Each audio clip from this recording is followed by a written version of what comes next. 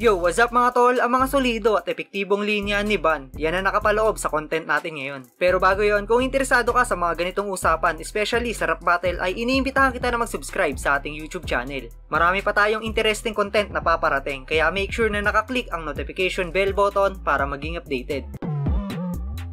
Isa si Ban sa mga bagong battle MC ngayon sa Flip Top na may malaking potensyal na maging superstar. Sa katunayan, panggulat yung ginawa niya ngayon sa 2025 Isa Buhay Tournament dahil nagawa niyang talunin si Manda Baliw at Cripply sa una at ikalawang yugto ng torneo. At sa ngayon ay nasa semifinals na ito at susubukang tumagos patungong Isa Buhay Finals. Balancing technical at jokes ang kaya niyang ipamala sa atin. Matalas din yung mga flow na binibitaw niya, tapos idagdag mo pa dito yung pangdiinan niyang rebuttals. At ayan yung mga katangian na meron siya bilang battle MC, kaya naman hanggang ngayon ay nananatili pa rin siyang walang talo.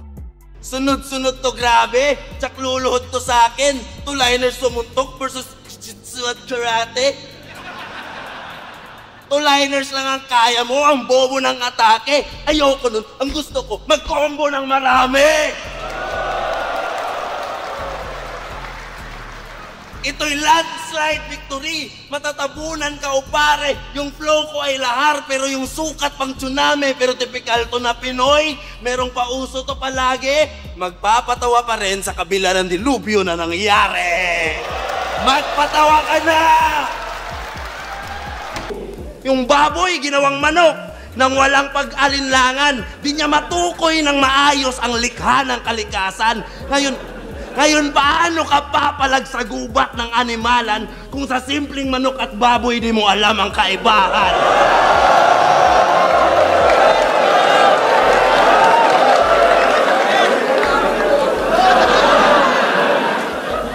Magaling daw ito mangupal. Huwag ako hamunin mo. Sikat ka lang, halata namang madali lang natalunin to. Yung baboy, ginawang manok.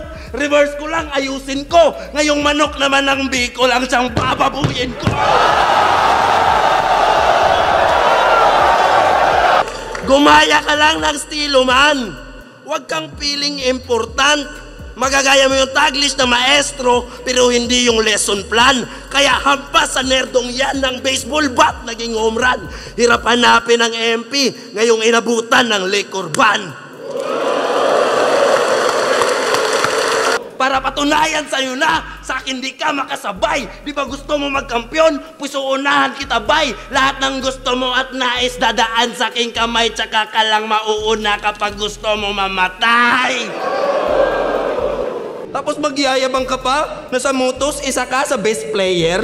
Habang sinatan, tinapat lang kay third eh. Kasi di siya pang first pleasure. Pleasure! Tangina, cheater! So pag binigyan kita ng isang letra, mamaya, liter. Letro, liter. Letra, liter. Mamaya, liter! Wala kang palag, wak ka pa brad, ako ang mas malakas kahit san malapag. Banglagapat at tama agad sapagkat walang takas sa kada atak. Hindi mo na malaya na pagkawalan na para tumama sa mga mata ang bala na pagkawalan. Joke lang. Joke lang, parang kinabahan na si Manda. Tinigil ko yung pagratrat at binigyan ka ng tsansa. Pansin nyo, pag nangengkoy siya, yung kalaban ginagaya, kaya tinigil ko yung flow kasi hindi na yun kaya. Matagal pa ang battle rap para sa batang karir ni Ban. Madami pa itong may papakita at mapapatunayan. At unti-unti na niyang tinatrabaho yan ngayon, kaya hindi na ako mahugulat kung sa mga susunod pang taon ay isa na to sa mga pangdiin ng MC sa liga. Di ba pinakyo mo si Nenya Sandehas? Di ka matinag, awit. Lahat ng sinasabi niya ay may dinadawit. Kaya nilagay ka niya sa gubat para sa isa buhay, maalis ka matik, mag-disappear like magic kasi dinamay mo si Nenya Sandehas, gagi. Yan ang pinakamamahal na kabit ni Arik.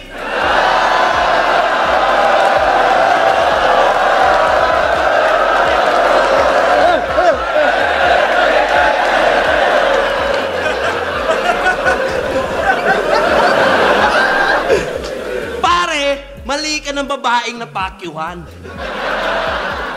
Alam mo bang kahit kabit yan ni Arik, crush ko yan?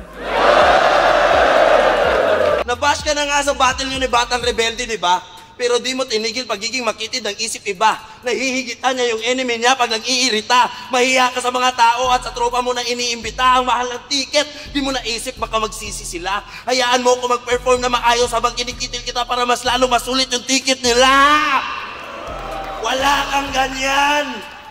Alam nyo bang, nag-share to ng battle ni Husky at ni Cripply sa Facebook. Tapos yung caption, panoorin nyo. Judge ako dito.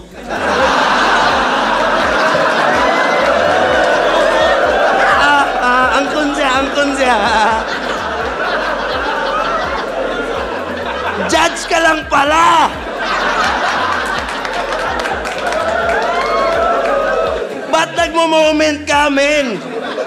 Anong gusto mo mangyari? Skip namin yung rounds nila, tapos judging mo lang panoorin namin.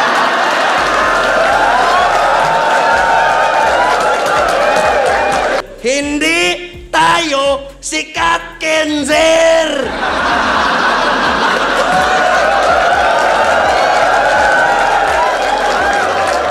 Hindi tayo si Kat Kenzer! Yan ay aking babala. Di nga nila pinapanood yung battles natin sa YouTube, yung judging pa kaya.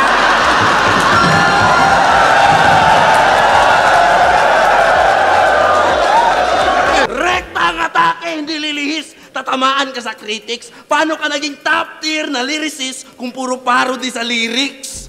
Tangina, nakaw lang ang mga bara pati flow na binato. Laging ganon ang tira mo, pinarody kahit ano. I-remind din kita ng lyrical tangina mo na ang rule number 1, original ang linya mo.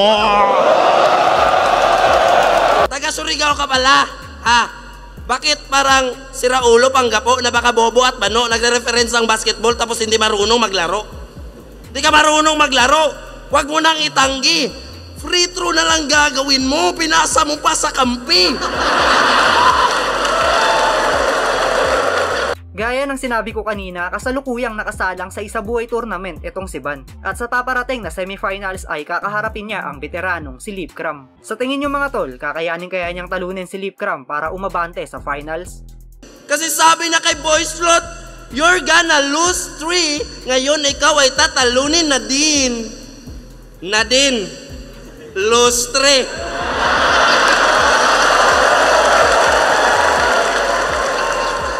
Nadine, lustre, galing, wordplay.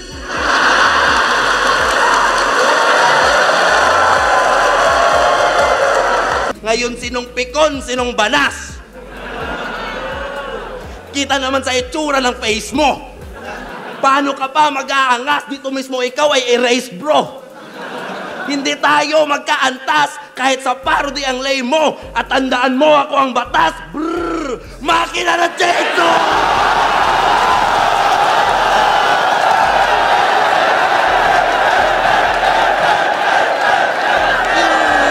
Kamukha mo yung crazy old guy sa kilid na City Hall. Multitasker na to na rapper. Tangina, incredible. Tsaka mo na kuyabangan kung kaya mo na mag-ML, magre-recall, magtitikol kay Lexilor habang nagdi-DM si Roll.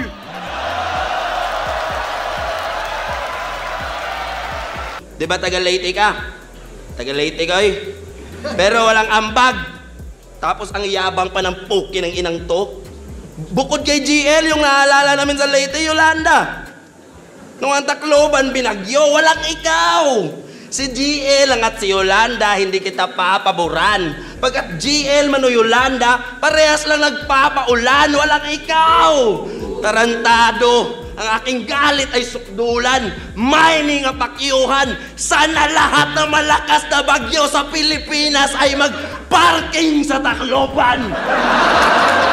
Buwal ka? Kasi sabi niya kay 7K, 7. Ang baho ng trip mo noy. Walang hiya ka hoy. Shit eh. Di lang nagkalat kundi nag-spread pati amoy. 7. Ginawa mong shit eh. Apakaderte mo mag-wordplay. Apakaderte mo mag-wordplay. Lumipat ka na ng genre. Sama mo si genre. Piling Tagalog na Bicolano, hindi bagay sa mukha mo. Isa kang Bisakol na taga Bicol, tangina mo, Bisacolano!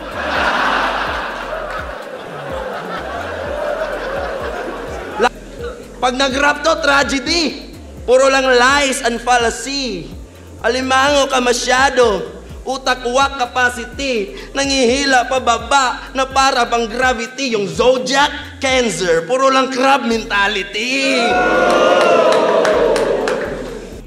Tugmaang Delo, jokes ni Zaito, nagawa niya nagampanan. Kaso yung rap battle, nagbabago, naangat na ang barahan. Karamihan sa mga fans ni Gago matatanda na walang alam. Advance ka lang sa mga tao na na-stuck sa nakaraan. Ang ina mo ha? Ano? Laban ko kay 30, nag-wordplay ako. Kasi yun ang kanyang kahinaan. Laban ko kay Kenzer, nagpatawa. Kasi yun ang epektibo sa kalaban. Sana mag-gets mo naman dito, aking pinupunto mamen. Paiba-ibaan ako ng estilo, ikaw old school pa din. At ayan nga ang mga solido at epektibong linya ni Van. Kayo mga tol, ano ang pinaka nagustuhan yung bara o komedyang linya mula sa kanya? Gusto ko malaman ng inyong opinion kaya i-comment nyo na yun sa ibaba at babasahin natin lahat yan. Hanggang dito na lang muna yung video natin mga tol. Muli, maraming salamat sa walang sawang pagsuporta.